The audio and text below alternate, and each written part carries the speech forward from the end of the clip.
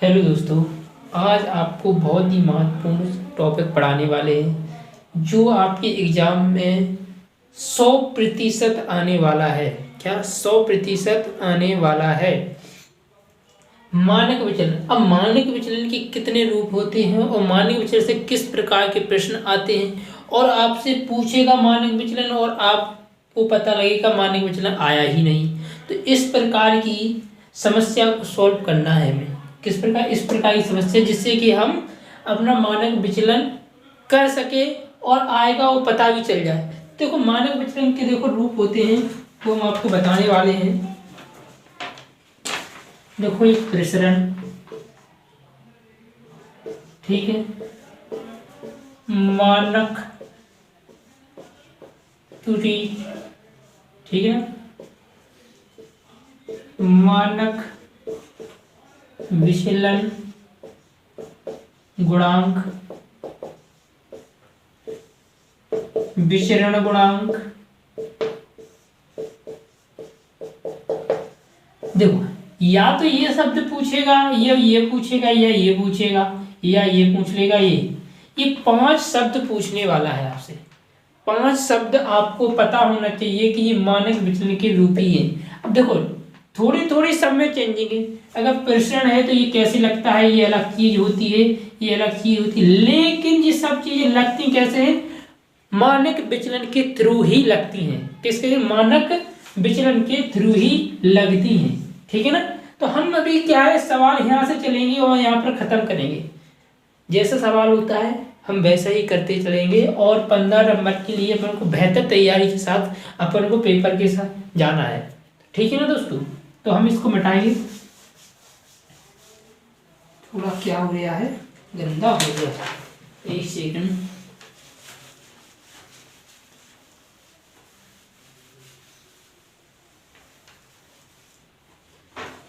सबसे पहले अपन क्या है, मानक विचलन का सूत्र देखेंगे, ठीक है ना।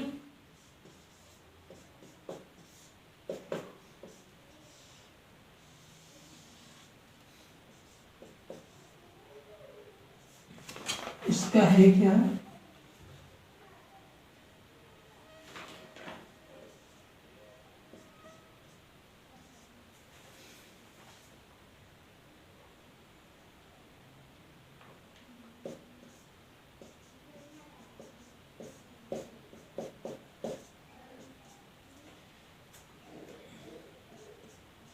ये है आई। ये लास्ट में क्या है, आई है। तो इसमें बात अभी समझ लेंगे। अभी सवाल भी क्या है, शुरुआत कर रहे हैं तो बेहतर तरीके से अपन समझें। देखो ये थोड़ा हम इधर लिखेंगे थोड़ा, क्योंकि दिख नहीं रहा सही से, तो फिर गड़बड़ हो जाएगा, ठीक है ना। सिग्मा एफ डी स्क्वायर बटे एन माइनस कोष्टक सिग्मा एफ डी बटे एन स्क्वायर और गुणे आई। तो ये चीज को ध्यान करना है, ये अपना सूत्र है। अब देखो यहाँ पर एन है, सिग्मा एफ डी स्क्वायर है, यहाँ पे सिग्मा एफ डी पुस्तक के बाद स्क्वायर लगा है। तो इस चीज को अपन को क्या चाहिए, इसमें एफ डी एन आई चाहिए। तो ये चीजें आपके पास होगी तो आपका मानक विचलन लग जाएगा, क्योंकि मानक विचलन का यही सूत्र है, ठीक है ना। तो सबसे पहले हम एफ देंगे, तो हमारे पास एफ उपलब्ध है, लेकिन अपन को डी निकालना है। मेन चीज क्या है, डी। तो डी कैसे निकलेगी, तो डी निकालने के लिए सूत्र होता है एक्स, डी बराबर एक्स माइनस ए। क्या होता है, एक्स माइनस ए। अब देखो भाई अपने पास ये चीज चाहिए और ये चीज चाहिए, तो ये चीज कहां से आती है वो आपको बता रहे। सबसे पहले अपन एक्स का मान निकालेंगे, तो एक्स का मान निकालने के लिए सबसे पहले क्या करेंगे, एक्स का मान निकालेंगे। एक्स यहाँ पर रखा, तो दोनों संख्याओं को जोड़ो और 2 से क्या कह देंगे, भाग दे देंगे, तो अपना क्या निकल के आ जाएगा, x का मान निकल के आ जाएगा। क्या है, x का मान, खोल ली।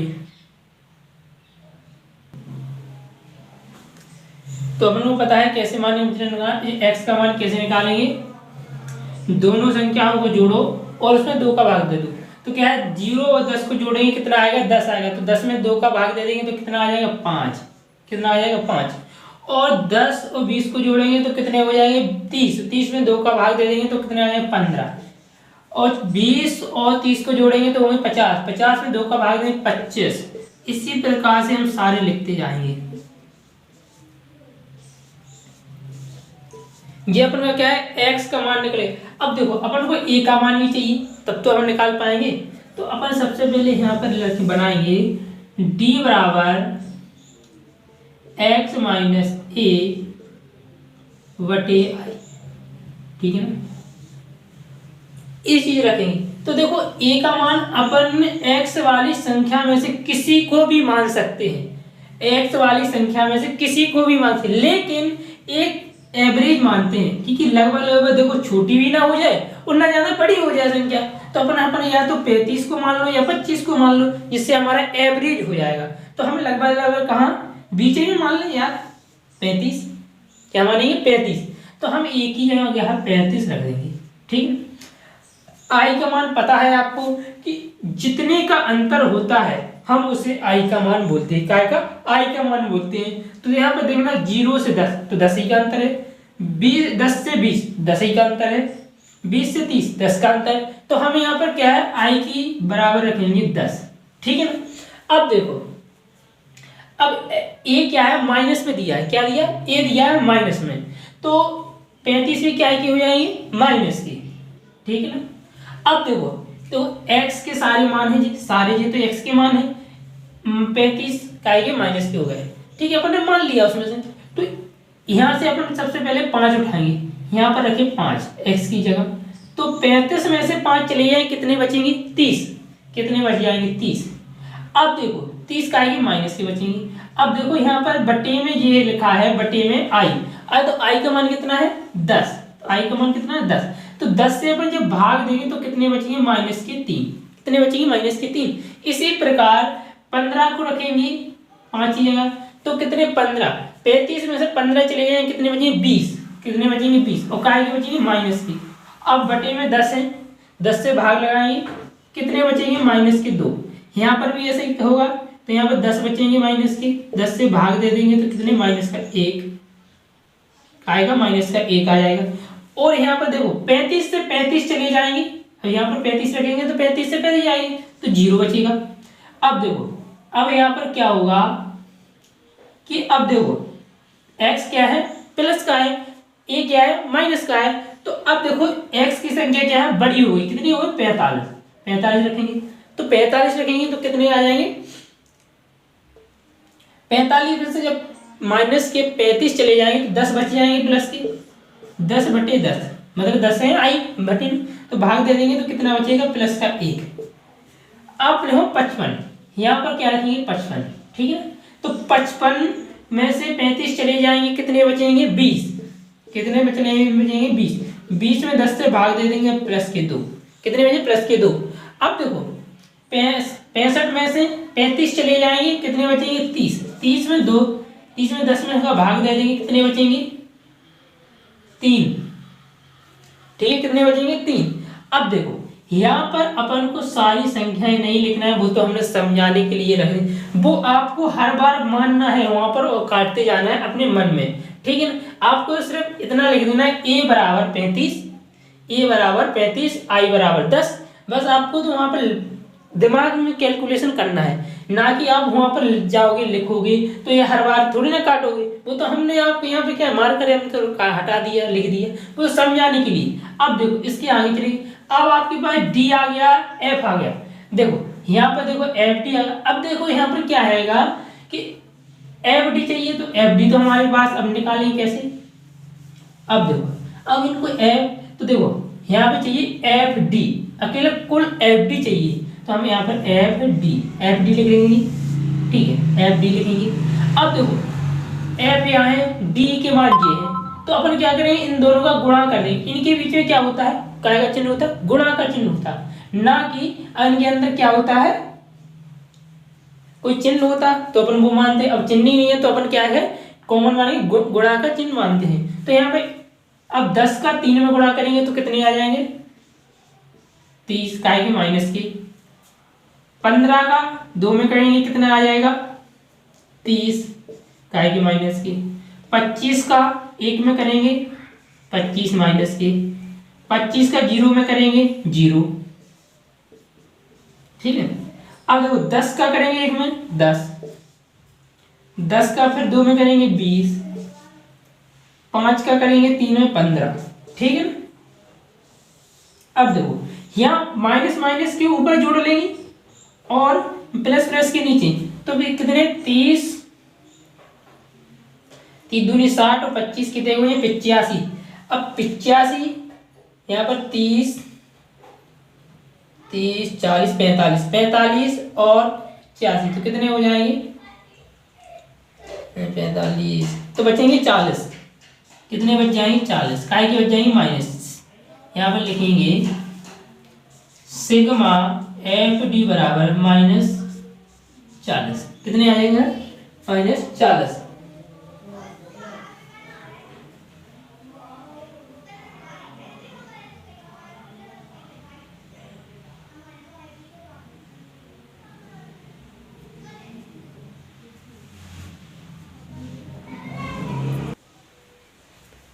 ठीक है दोस्तों, अपन ने सिग्मा एफ डी बराबर -40 निकल के आया। अब देखो अगला है क्या, अब यहाँ पर देखो अपन का सिग्मा एफ डी निकल के आ गया। अब निकालना है sigma F D square, sigma F D square, तो ये कैसे निकलेगा। देखो यहाँ पर क्या करना है, ये डी है, डी ये दिया, एफ ये दिया, तो एफ का जब डी का अपन क्या करेंगे वर्ग, डी का वर्ग करेंगे और फिर उसके जो वर्ग करने के बाद करेंगे अपन एफ में गुणा, तो 3 का वर्ग कितना होता है 9 होता है, तो 9 का गुणा कर देंगे 10 में तो कितना हो जाएगा 90, ठीक है ना। अब देखो 2 का वर्ग कितना होता है 4, 4 का इसमें करेंगे तो कितना हो जाएगा 60, ठीक है ना। अब देखो यहाँ पे क्या है जी क्या है, देखो प्लस में लिखेंगे क्योंकि जब माइनस जैसे अपन कोई जैसे 3 का वर्ग करना है, 3 का क्या है माइनस के 3 गुणे 3 आ जाएंगे, तो यहाँ पर माइनस से माइनस कट जाएगा तो 3 3 का 9 हो जाएगी। अब 9 हो गए, अब 9 का कर दिया अपन ने 10 में गुणा, क्या में कर दिया 10 में गुणा कर दिया, तो क्या पर 90 आ गए, ठीक है ना। इसी प्रकार से अब यहाँ पर माइनस नहीं लगेगा, क्या अब सारी संख्या कार्य प्लस में आएंगी, ठीक है ना दोस्तों। अब देखो यहाँ पे 1 का वर्ग करेंगे 1 आएगा और 25 से गुणा कर देंगे तो कितना आ जाएगा 25, 0 का वर्ग करेंगे 0 और 25 है तो यहाँ पे 0 आएगा, ठीक है ना। 1 का वर्ग करेंगे 1 तो यहाँ पे 10 से गुणा करेंगे 10, 2 का वर्ग करेंगे और 10 से गुणा कर देंगे, यहाँ पर ये मिट गया 3, तो 4 को क्या कर देंगे तो कितने आ जाए 40, कितने आ गए 40। अब देखो यहाँ पर क्या करेंगे 3 का वर्ग करेंगे 9, 9 पना 45, 9 पना 45, ठीक है। तो यहाँ पर कितने 45। अब देखो इन सारी संख्याओं को जोड़ेंगे, इन सारी संख्याओं को जोड़ेंगे तो यहाँ पर लिखेंगे सिग्मा एफ डी स्क्वायर बराबर, ठीक है। यहाँ पर कम जगह है तो अपन ने इस चीज को नहीं लिखा है, हम यहाँ लिख लेंगे, कोई दिक्कत की बात नहीं है। तो यहाँ पर कितना है 0 0 5 10, तो यहाँ पर 0 ही आ जाएगा, ठीक है ना, यहाँ से लेकर आ जाएगी। 9 1 10, 10 16 16 2 कितने हो जाएंगे 18 18 19 19 4 23 23 4 कितने हो जाएंगे 23 27 270, कितने आ जाएंगे 270, ठीक है। अब देखो ये चीज खत्म हो गई, आपको सिग्मा एफ डी स्क्वायर का मान मिल गया, सिग्मा एफ डी का मान मिल गया। अब एन का मान कहाँ से, जो आपकी बारंबारता एफ दी है इसका टोटल करना है, जो आपकी बारंबारता दी है उसका क्या करेंगे अपन टोटल करेंगे, कितना जैसे 0 5 5 10 10 15 15 5 20, हासिल लगाएं कितनी आ जाएंगी 2, 1 2 4 6 7 8 8 और 2 कितने हो जाएंगे 10, कितने टोटल 100, सॉरी कितना आ जाएगा टोटल 100। n बराबर कितना आ जाएगा 100, n बराबर कितना आ जाएगा 100। अब देखो अपन को i का मान पता ही है कि अपन का i का मान कितना है 10 है। देखो अब सारी चीजें आपके पास हैं उपलब्ध हो गई, तो यहाँ पे सबसे पहले अपन मान लिख लें, क्या है a बराबर कितना है 35, ठीक है ना, और i बराबर कितना है 10, n बराबर कितना है 100। सिग्मा एफ डी स्क्वायर बराबर कितना है 270। सिग्मा एफ डी बराबर कितना है -40। ठीक है ना, यही चीज है। अब एक चीज अपन क्या रखेंगे, सूत्र में रखेंगे। क्या चीज, इन्हीं चीजों को अपन क्या में रखेंगे, सूत्र में रखेंगे, आपका आंसर निकल के आ जाएगा। तो यहाँ पर क्या रखेंगे 270/100, ठीक है ना, माइनस सिग्मा सॉरी कितना आएगा -40/100 स्क्वायर।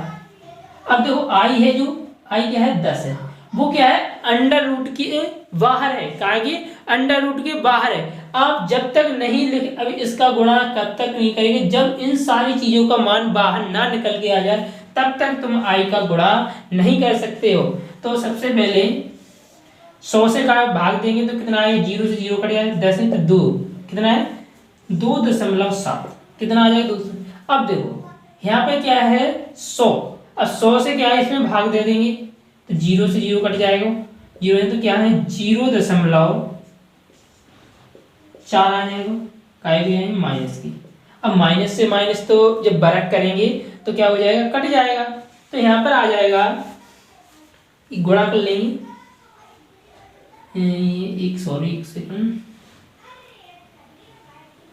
यहाँ पर आएगा 16 0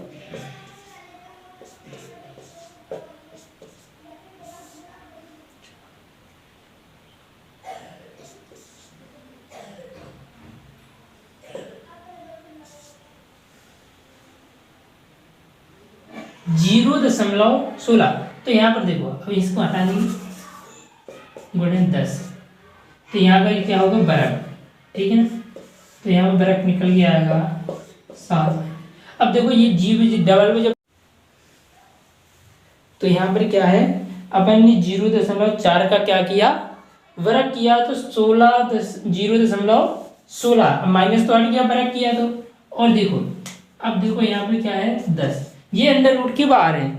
अब देखो यहाँ से इसको घटाएंगे, इसको क्या है यहाँ पर घटाएंगे, अब देखो यहाँ पे घटना है तो ये यहाँ पर क्या होगी, देखो यहाँ पे जब 0 के बाद अगर डायरेक्ट संख्या लिखी तो उसे कितना मानते हैं 70 मानते हैं, क्योंकि जब कोई संख्या तो उसके बाद तो अब 16 है तो 70 में से 16 चले जाएंगे कितने बचेंगे, जब 10 में से 6 चलेंगे 4 बचेंगे, हाँ से लाइए 1 तो सब 7 में से 2 जाएंगे कितने बचेंगे 5, तो जी 2.54 आ जाएगा। अब 54 का क्या करेंगे अंडर रूट मान निकालेंगे, कितना निकालेंगे अंडर रूट मान निकालेंगे। अपन क्या है 2.54 का अंडर रूट मान निकालेंगे तो कितना निकल के आ जाएगा, एक सेकंड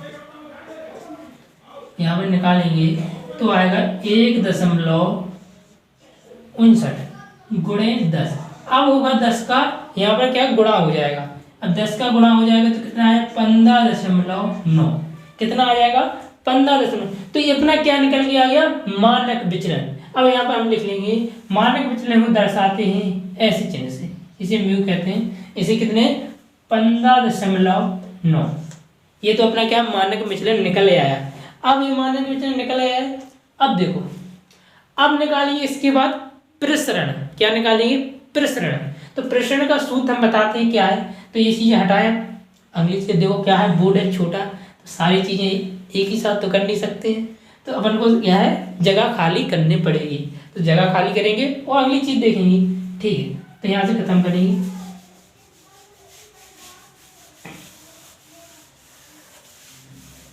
ठीक है। देखो प्रसरण, देखो प्रसरण बराबर होता है मानक विचलन स्क्वायर, क्या होता है मानक विचलन स्क्वायर। तो मानक विचलन का यहाँ पर देखो सीधे देखो मानक विचलन का क्या होता है स्क्वायर। अगर देखो मानक विचलन आपने निकाल लिया और आपने इससे वो और उसी का देखो फिर क्या होता है आपको, जैसे मान के क्वेश्चन में आ गया प्रसरण ज्ञात कीजिए, तो प्रसरण तो आपको प्रसरण ज्ञात करना है, तो प्रसरण ज्ञात करने के लिए मानक विचलन का आंसर चाहिए आपको। जब मानक विचलन ज्ञात हो जाएगा तो प्रसरण बराबर आप रखिएगा प्रश्न बराबर रखो मानक विचलन स्क्वायर, तो मानक विचलन जो निकल के आएगा वहां पर रख दो 15.9 स्क्वायर कर दो। स्क्वायर कर देंगे आपका क्या मानक विचलन निकल के आ जाएगा। इसका क्या कर दो बरक कर दो, बस कोई दिक्कत नहीं ना बरक। तो यहाँ पे लिखिए 15.9। अब इसका गुणा कर देंगे तो कितना आ जाएगा 252.81। क्या आ जाएगा 252.81। अब देखो इतनी बड़ी जैसे कोई भी अगर देखो मल्टीप्लाई करने के लिए आए तो वहां पर एक बेहतर सुविधा आपके बोर्ड ने दी है बुंदे का निवेशन कि आप वहां पर कैलकुलेटर ले जाएं। कैलकुलेटर ले जाएं तो आपको कोई दशमलव में कोई भी दिक्कत है, गुणा में, भाग में कोई भी समस्या, अंडर रूट मान निकालने में, तो आप सभी चीजें कैसे कैलकुलेटर से कर सकते हो। तो ये आपके लिए बहुत बड़ी सुविधा है कि आपको सिर्फ आना चाहिए कि जैसी चीज लगती है, करने की ज़्यादा दिमाग पे खर्च करना नहीं है, सिर्फ आपको पता होना चाहिए ऐसी चीज लगती है और बस आप कैलकुलेटर ले जाओ और धमाके से बढ़िया कैलकुलेशन करके आओगे, कोई गड़बड़ नहीं होना चाहिए। ठीक है, तो क्या है तो मानक विचलन प्रश्न बराबर क्या हो गया ये चीज निकले। तो यहाँ पे लिख लेंगे प्रसरण बराबर लिखेंगे 252.81। ठीक है, ये काय का निकल गया। तो मानक विचलन का 15.9 और प्रश्न का क्या है 252.81। अब इसके आगे अपन देखेंगे और देखेंगे। अभी तो क्या है, अभी दो चीजें निकल के आई, अभी और चीजें निकलना है कि नहीं। अब देखो मानक विचलन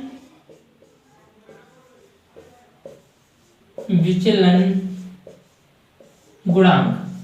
अब देखो ये चीज दे दी, अगर आपके क्वेश्चन में दे दिया कि मानक विचलन गुणांक ज्ञात करो, तो मानक विचलन गुणांक का सूत्र क्या होता है। एक से मानक विचलन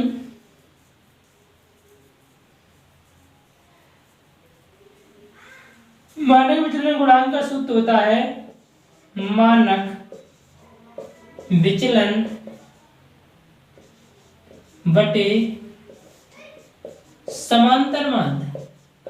और क्या होता है मानक विचलन बटे समांतर माध्य। अब देखो भाई, अब आपको मानक विचलन तो चाहिए नहीं, तो आपको ये चीज पूरी कंडीशन लगाने पड़ेगी, मानक विचलन तो निकाल, अब उसके बाद निकालना पड़ेगा अब इसमें बटे में समांतर माध्य। तो समांतर माध्य कैसे निकले, अब देखो समांतर माध्य का सूत्र। अब सबसे पहले इस चीज को हल करने से पहले अपन क्या निकालना पड़ेगा समांतर माध्य। मानक विचलन निकाल लिया, अब समांतर माध्य निकाल। तो समांतर माध्य का सूत्र होता है x बार, समांतर माध्य का रहता है x बार। तो यहाँ पर है a plus sigma F D बटे एन गुणे आई। अब देखो ये चीज देखो, अब ये तो हम सारी मिटा देंगे, अब कोई दिक्कत नहीं, ठीक है ना। तो समझ, अब देखो अपन को पता है a का मान कितना है 35 है, ठीक है ना।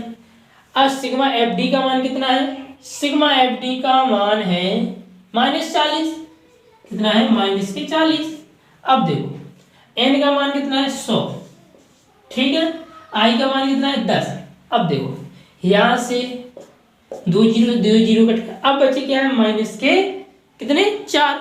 अब देखो प्लस और माइनस, देखो ये चीज है तो अपने यहाँ से लिखेंगे 35 और ये माइनस, देखो माइनस और प्लस क्या हो जाते हैं माइनस हो जाते हैं। तो यहाँ पे कितने आ जाएंगे 4 आ जाएंगे। अब 35 में से 4 घट जाएंगे, कितने बचेंगी 31। ये कहेगा समांतर माध्य का आंसर निकल गया है। तो अब देखो अब ये चीज खत्म हो गई ना, तो आप क्या है यहाँ पर लिख लेंगे समांतर माध्य बराबर 31। सॉरी यार कितना करेंगे 31 आ जाएगा, सॉरी दोस्तों। 35 में से 4 चले जाएंगे तो कितने बचेंगे 31 बचेगा। तो आपका है समांतर माध्य कितना निकल के 31 आएगा। तो अब ये चीज हटा देंगे, आपको सिर्फ क्या है समझना है और आपको करते जाना है, ठीक है ना। अब देखो मानक विचलन का कितना है आंसर 15 ठीक है ना 9, और समांतर माध्य का है 31 है। अब 31 से भाग दे दूं, तो मानक विचलन का आंसर क्या 15.9 है, और समांतर माध्य का है 31 है। अब 31 से जब भाग दे देंगे तो यहाँ पर आएगा 0.1। क्या आ जाएगा 0.1। तो ये क्या करेंगे मानक विचलन गुणांक आ गया। तो क्या आएगा, मानक विचलन गुणांक। तो अब देखो मैं यहाँ पर देखो क्या हो गया, कमी हो रही है, क्या आएगी, बोर्ड में कमी हो रही है, ठीक है ना। तो अपन मानक विचलन, तो यहाँ पर रख लेंगे आंसर 0.51, क्या निकल लेंगे 0.51, ठीक है ना। मानक विचलन करने, अब देखो जो चीज आपसे पूछ देखो, या तो मानक विचलन प्रसरण या मानक विचलन, मानक विचलन गुणांक या मानक विचलन या प्रसरण पूछे तो आपको सब जगह मानक विचलन तो निकालना जरूरी है। फिर इसके बाद मानक, अब देखो मानक विचलन गुणांक निकाला तो समांतर माध्य भी निकालना, तब इसके बाद मानक विचलन गुणांक निकला आपका, ठीक है ना दोस्तों। तो इस प्रकार से आपको 15 नंबर लाना है, इस प्रकार सवाल करेंगे। अब इसके बाद निकालेंगे अपन क्या, मानक विचलन, अब निकालेंगे मानक त्रुटि।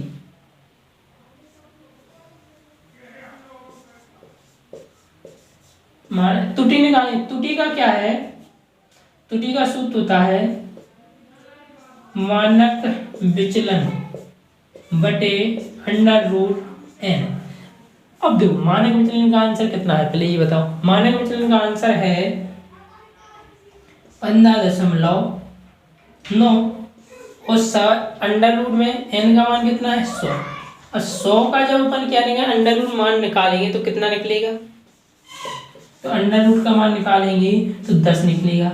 अब जब 10 से अपन क्या है ऊपर भाग देंगे तो कितना आ जाएगा 1.59, 1.59 आ जाएगा, क्या निकल गया है, मानक त्रुटि निकल आई, क्या निकल गई, मानक त्रुटि। तो मानक त्रुटि बराबर आंसर कितना है 1.59, क्या निकलेगा मानक त्रुटि। अब देखो मानक त्रुटि निकलेगा, देखो मानक विचलन का, मानक विचलन गुणांक निकला 0.51, मानक त्रुटि बराबर 1.59 आंसर निकला है।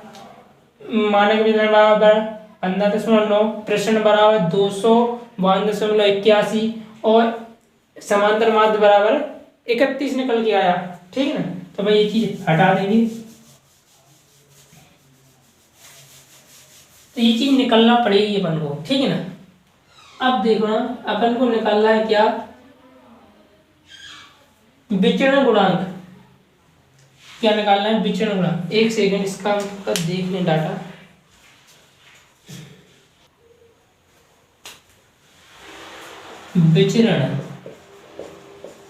विचरण गुणांक, गुणांक बराबर सूत्र होता है मानक विचलन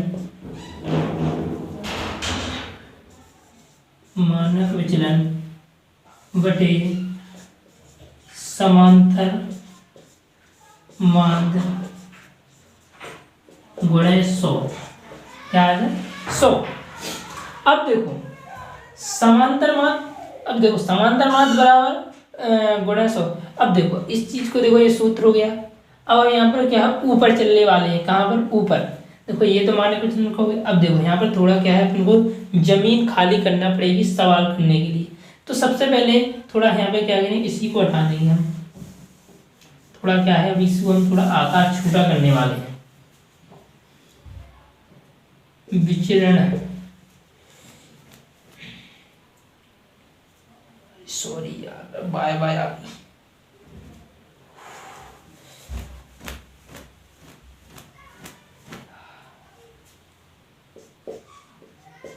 विचरण गुणांक बराबर मानक विचलन बटे समांतर माध्य गुणे 100, ठीक है ना।